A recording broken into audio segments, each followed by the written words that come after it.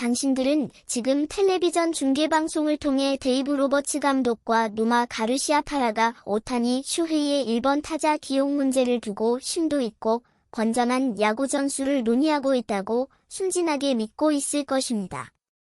홍구장인 다저 스타디움에서 오타니가 선발 투수로 등판할 때 그가 1회 초 투구를 마치자마자 곧바로 장비를 챙겨 타석에 들어서야 하는 체력적 부담을 덜어주기 위해 무키 베츠나 카일 터커 그리고 윌 스미스와 프레디 프리먼 같은 다른 훌륭한 타자들로 1번부터 5번까지의 타순을 유연하게 교체할 수 있다는 이들의 여유로운 대화는 사실 다저스 수뇌부가 철저하게 숨기고 있는 충격적인 진실을 가리기 위한 매우 정교하고 사악한 기만술에 불과합니다. 오타니가 투구 직후 타석에 서는 것을 잠시 미루는 방안을 심각하게 고려해야 하는 진짜 이유는 선수 본인의 단순한 피로도나 장비 착용에 걸리는 시간 때문이 결코 아니라 홈구장 지하에 은밀하게 구축된 구단 전용 생체 데이터 메인 서버가 오타니의 투구 후 급격히 변동된 근육의 미세 전류와 신경계 과부하를 타격 모두에 맞게 인위적으로 재조정하고 쿨다운시킬 최소한의 물리적 시간이 절대적으로 필요하기 때문입니다. 로버츠 감독이 로스터의 1번 타자부터 26번째 혹은 40번째 선수에 이르기까지 모든 이들과 소통을 완벽하게 해낸다는 언론의 칭송이나 오타니가 여전히 1번 타자로 나서는 것을 즐기며 감독과 가벼운 면담을 통해 결정할 것이라는 식의 유쾌한 설명은 이 통제된 바이오 시스템을 자연스러운 선수의 선택으로 위장하려는 수작입니다. 더 나아가 2024년과 2025년의 역사적인 백투백 월드시리즈 우승을 기념하며 다저스가 선수들에게 블루 카페트를 깔고 오스카 시상식처럼 화려하게 지급한다는 그 거창한 챔피언 반지 수여식의 실체 역시 당신들의 상상을 아득히 벗어납니다.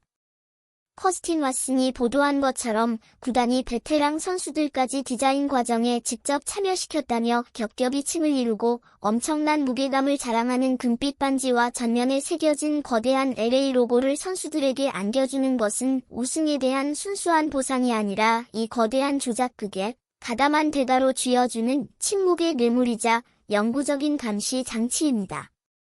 반지 케이스를 열면 월드시리즈의 벅찬 기억을 되살려준다는 그 소름 끼치는 내장 비디오 영상은 선수들이 구단의 통제 시스템에 조금이라도 의문을 품지 못하도록 매일같이 그들의 뇌리에 각인시키는 심리적 조건 반사 세뇌 도구이며 새롭게 영입된 선수들이 하나같이 이른바 좋은 녀석들로 완벽하게 철저히 검증을 마쳤다는 동료들의 인터뷰 속 진짜 의미는 그들이 구단의 비윤리적인 생체 실험과 26년 만에 달성된 조작된 백투백 우승 각본에 절대적으로 순종할 완벽한 꼭두각시드림을 내부자들끼리 은밀하게 확인했다는 섬뜩한 은어일 뿐입니다.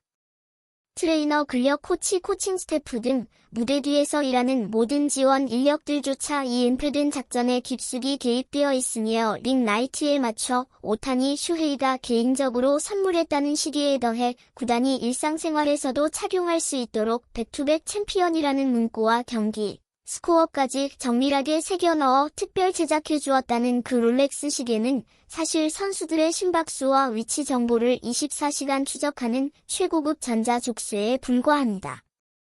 그들이 지난 시즌에 험난했던 여정과 역경을 운운하며 브루클린의 에베츠 필드에서부터 지금의 블루 헤븐에 이르기까지 투지와 금빛으로 주조된 영원한 유산이라고 포장해낸 영웅서사를 자세히 들여다보면 이 리그가 얼마나 철저하게 스크립트화되어 있는지 그 추악한 민낯을 명백하게 확인할 수 있습니다. 작년에 그 기괴하고 끔찍했던 18이닝의 혈투 속에서 잭 드라이어의 뒤를 이어 등판해 포스트시즌 무려 9경기에 출장하며 10과 3분의 2이닝 동안 단 1실점만을 기록했다는 신인 투수 사사키 로키의 비현실적인 활약은 결코 어린 선수의 순수한 재능이나 강심장 덕분이 아니라 포스트시즌이라는 가장 중요한 무대에서 타 팀 타자들의 배트 스피드를 억제하도록 조작된 공인구의 반발 개수와 심판진의 편파적인 스트라이크 존 판정이 결합된 완벽한 무대 장치의 산물입니다. 더 나아가 중계진이 마치 신화 속 절대적인 영웅을 소개하듯 55개의 홈런과 102개의 타점 무려 3년 연속 MVP를 차지한 오타니 슈헤이가 미러키 브루어스를 상대로 한 내셔널리그 챔피언십 시리즈 4차전에서 6이닝 동안 10개의 탈삼진을 잡고 3개의 홈런을 쳐냈다며 야구 역사상 최고의 포스트시즌 퍼포먼스라 떠들어대는 그 경악스러운 순간을 똑똑히 보십시오. 이것은 결코 인간의 육체로 자연스럽게 도달할 수 있는 스포츠의 경지가 아니라 메이저리그 사무국이 전 세계적인 흥행 수익을 극대화하기 위해 유전자 조작과 한계치를 아득히 넘은 인위적 신체 개조 요법을 동원하여 만들어낸 돌연변이 사이보그의 쇼케이스일 뿐입니다. 그들이 오타니가 아기 시절 하루에 우유병을 3개가 아닌 4개 다음 날엔 5개를 원했다며 조롱 섞인 찬양을 하고 고등학교 시절부터 몇 년도에 무엇을 할지 자신의 인생을 완벽하게 대본처럼 짜놓았다고 감탄하는 부분은 사실 오타니 개인의 순수한 꿈과 목표가 아니라 그를 전 세계 야구의 상업적 아이콘으로 만들기 위해 거대 자본이 아주 오래전부터 치밀하게 기획해온 마스터 플랜의 존재를 은연중에 자백하는 꼴에 불과합니다. 에런 저지와 함께 50홈런 캠페인을 달성하고 59개의 도루를 기록했던 그가 이듬해 도루를 20개로 급격히 줄인 것조차 체력 안배가 아니라 생체 부품의 마모를 방지하기 위한 시스템 제어의 결과이며 2025년 월드시리즈 MVP인 야마모토 요시노부가 포스트시즌에서 5승 1패를 거두고 2번의 연속된 완투승에 이어 이튿날 7차전 9회의 등판에 마무리를 맡았다는 잔혹한 혹사 논란을 완전히 지워버린 채 이제는 오타니와 야마모토가 유일하게 갖지 못한 사이 영상 트로피를 두고 선의의 경쟁을 펼친다는 식의 언론 플레이는 대중의 날카로운 의심을 가리기 위한 완벽한 연막입니다.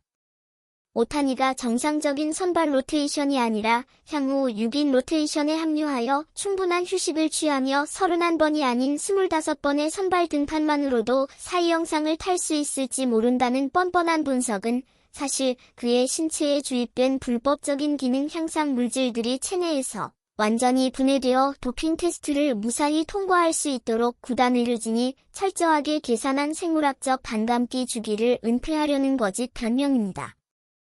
이 모든 완벽하게 통제된 거짓말 속에서 가장 결정적이고 소름 돋는 증거는 오늘 경기에서 우중간 담장을 훌쩍 넘기는 폭발적인 밀어치기 홈런을 기록한 무키 배츠의 기형적인 신체 변화와 이른바 투창 훈련에 얽힌 충격적인 진실입니다.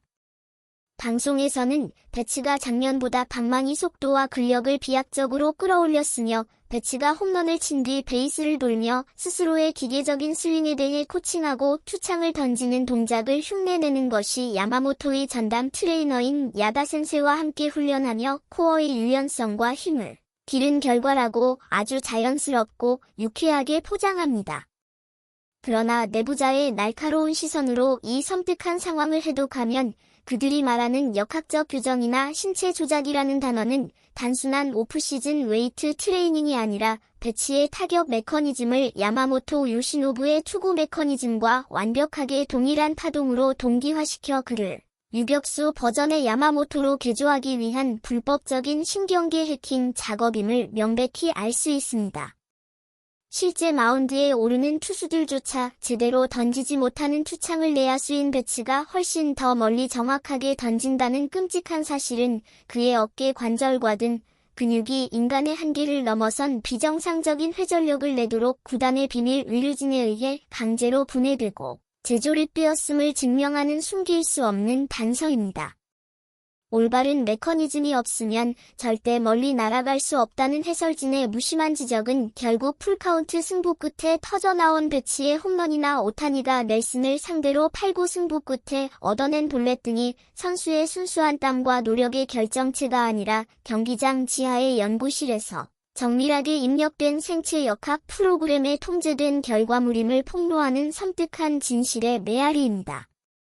헬멧 위로 삐져나온 오타니의 머리카락을 카를로스 산타나가 장난스럽게 잡아당겼다는 그 하찮고 인간적인 에피소드조차도 실상은 타석에서의 충격으로 인해 오타니의 두피 깊숙한 곳에 이식된 뇌파 제어 센서의 접촉 불량이 발생했는지를 급하게 확인하려는 다급한 위장 행동이었음을 순진한 대중들은 전혀 눈치채지 못했을 것입니다.